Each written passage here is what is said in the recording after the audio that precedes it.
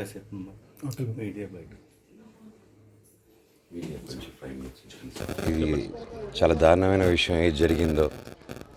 నేను ఊళ్ళో లేను, వచ్చిందే వాళ్ళ తల్లిదండ్రులను కలుద్దాం అని చెప్పి అనుకోవడం జరిగింది.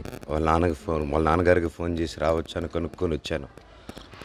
దీనికి వాళ్ళకి ఏం చెప్పాలని కూడా మాట్లాడలేదు. నాకు మా ఇంట్లోనే ఆడపిల్లలు ఉన్నారు అండ్ చిన్నప్పటి నుంచి ఆడపిల్లలకి ఏం జరగకూడదని ప్రతి స్పీచ్లోనూ I made it a point. ప్రతిసారి ఎప్పుడు మాట్లాడినా ఇది ఆడపిల్లలకి రెస్పెక్ట్ చేయండి, రెస్పెక్ట్ చేయండి, రెస్పెక్ట్ చేయండి అని చెప్పి. ఈరోజు ప్రియాంకకి జరిగిందే కాదు, ఇంతకుముందు నిర్భయాకి ఆ మధ్య ఒక 9 నెలల బిడ్డకి పసి పాపని ఇలా రేపులు చేసుకుంటూ పోతూ సమాజం ఎక్కడ వెళ్తుందో తెలియట్లేదు. ఇలాంటి సమాజంలోనూ మనం ఉన్నాం, అలాంటి సమాజంలోనూ మనం తిరుగుతున్నాం అని ఎప్పుడు క్వశ్చన్స్ చేసుకుంటూనే ఉన్నా. కానీ నాకు క్లారిటీ వచ్చింది, ఇదే సమాజం, ఇది మనం నమ్మాలి. మనం బ్రతుకుతుండేది ఇదే సమాజంలో. మన అక్క చెల్లెళ్ళు, మన పిల్లలు, మన తల్లులు తిరిగేది ఇదే సమాజంలో. మనమే దానికి రెస్పాన్సిబుల్. మనం దేవుడి చేతుల్లో అన్ని ఆయుధాలు ఉంటాయి. మనల్ని కాపాడతారనే అన్ని ఆయుధాలు ఆయన చేతుల్లో పెట్టి దండం పెట్టుకుంటూ ఉంటాం. ఆ తర్వాత అదే ఆయుధాలు పోలీసులకి ఇచ్చాం. వాళ్ళందరూ మనల్ని కాపాడతారన్న నమ్మకంతోనే ఈరోజు మన ఆడపిల్లలు కానీ మన ఇంట్లో వాళ్ళందరూ తిరుగుతున్నారు. అలాంటిది ఆ రోజు ఎందువల్ల నిర్లక్ష్యం జరిగిందో, ఏమైందో ఆ దేవుడికే తెలుసు.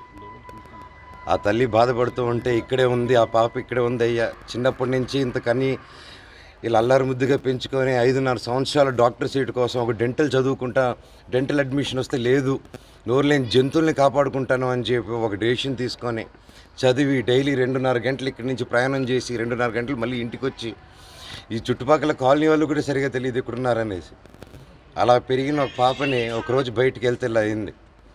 దీనికంతా ఏంట్రా అంటే, ఒకడేమో వాళ్ళ ఇంట్లో వాళ్ళకి ఎందుకు ఫోన్ చేశారు, పోలీసులకు ఫోన్ చేయొచ్చు కానీ ఒకడు, ఇంకోటి తిరగకూడదని ఒకరు. ఆడంటే మన ఆడపిల్లలు బయటికి రాకూడదా, రాత్రులు తిరగకూడదా, మన సెక్యూరిటీ ఇవ్వలేమా? దీనికి ఇప్పుడు నేను ప్రొటెస్ట్ చేయొచ్చు, అడగచ్చు, ఎందుకు ప్రొటెస్ట్ చేయట్లేదు, బయటకు వచ్చి గొడవలు చేయొచ్చు, వాడిని చంపేద్దాం, నరికేద్దాం అనేసి. దానివల్ల ఏం చేయగలుగుతారు చట్టాన్ని మీరు చేతి తీసుకొని? ఆ మధ్యలో వాళ్ళని ప్రొటెక్ట్ చేయాల్సి మన చట్టానికంటే పెద్దది ఏది లేదు, వేరైన సిస్టమ్. ఆ సిస్టమ్ను ప్రొటెక్ట్ చేస్తున్న పోలీసులు వాళ్ళని కాపాడాలని ప్రయత్నంతో, మనకేమైనా ప్రయత్నంతో మధ్యలో ఉంటారు. వాళ్ళకి ఫ్యామిలీస్ ఉన్నాయి, అందరికీ ఉన్నాయి. దీనికంతా ఏం కావాలంటే సిస్టమ్ హ్యాస్ టు చేంజ్. చట్టం మారాలి. జరిగిన వెంటనే బయట చంపుతారో లోపల చంపుతారో 24 గంటల పని అయిపోవాలి. ఆడకూతురు జోలికి వస్తే వాడు చచ్చిపోతాడని ఒక భయం క్రియేట్ అవ్వాలి ప్రతి ఒక్కరికి. అప్పటి వరకు ఎవరు ఏం చేయలేరు. వీ హ్యావ్ టు చట్టాన్ని మన చేతిలో తీసుకుంటే ఎంతవరకు అని ఎంతమంది నేను చంపుకుంటూ వెళ్తాం, ఎంతమంది నేను నరుక్కుంటూ వెళ్తాం. దీని సిస్టమ్ అంతా మారి అందరిలోనూ ఒక అవేర్నెస్. గీత దాటితే 10,000 ఫైన్ వేస్తాం, మందు దాడి డ్రైవ్ చేస్తే ఫైన్ వేస్తాం అని రెక్కీలు చెకింగ్లు పెడితే అందరూ కూర్చోబడిపోయి తిరుగుతున్నారు కదా.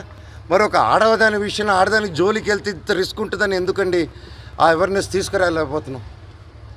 మై రిక్వెస్ట్, నేను గవర్నమెంట్ని కానీ, పోలీస్ డిపార్ట్మెంట్ని కానీ, మహిళా సంఘాలను కానీ, నేను ఎప్పుడో ఒక అన్నగా, తమ్ముడుగా, మీ బిడ్డగా ఎప్పుడు ఉంటా. నన్ను పిలవండి అవేర్నెస్ ప్రోగ్రామ్కి, దేనికైనా సరే ఐ విల్ కమ్ ఫార్వర్డ్. వచ్చి నా వంతు సహాయం ఏం చేయగలుగుతానో చేస్తాను. వాళ్ళు జరిగిన ఆ మూర్ఖులకి, ఆ రాక్షసులకి శిక్షలు పడాల్సిందే. ఈరోజు రేపులు అనేదే కాదు ఒక అమ్మాయికి హింస.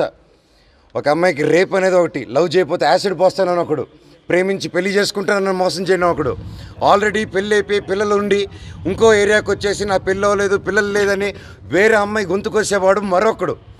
ఇలాంటి యదవుల్ని, గాడిదల్ని, ఈ బాస్టర్స్ని ఎవరిని వదలకండి. They have to be scared to death. ప్రతి ఒక్కరికి ఆ భయం రావాలి, అవేర్నెస్ రావాలంటే గవర్నమెంట్ని అడుగుదాం, చట్టం మార్చమందాం. ఈ ప్రియాంక రెడ్డి కేసుని నేను చూస్తున్నాను. రేపు మన పిల్లల వరకు ఇది రాకూడదంటే కష్టమైన, ఒక భారమైన చట్టం రావాలి. దానికి అందరం మనం ఏం చేయాలో తెలుసుకొని వైలెన్స్కి మనం దిగకుండా మన చట్టం పనిచేయాలని మన గొంతు వాళ్ళకి వినిపించేంత వరకు మనం మాట్లాడదాం, మంచి మార్గంలో వెళ్దాం, మన పిల్లలకి మంచి భవిష్యత్తు ఇద్దాం.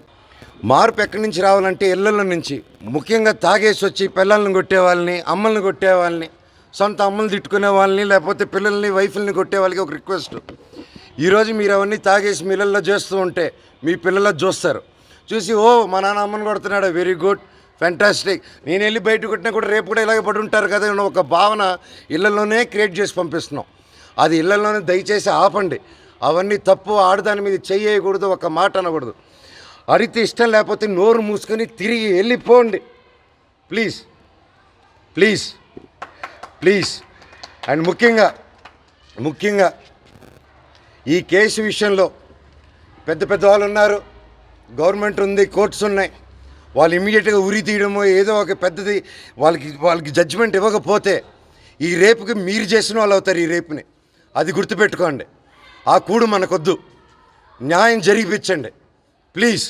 Thank you so much. ఇప్పుడు మనం కలిసినా మనం ఏం చేయలేని పరిస్థితి అనుకో. మనుషుల్లో మనస్తత్వం ఎలా, మనుషులు మృగాలాగా ఎలా తయారవుతున్నారు అనే దానికోసం తెలుస్తుంది. ఎందుకంటే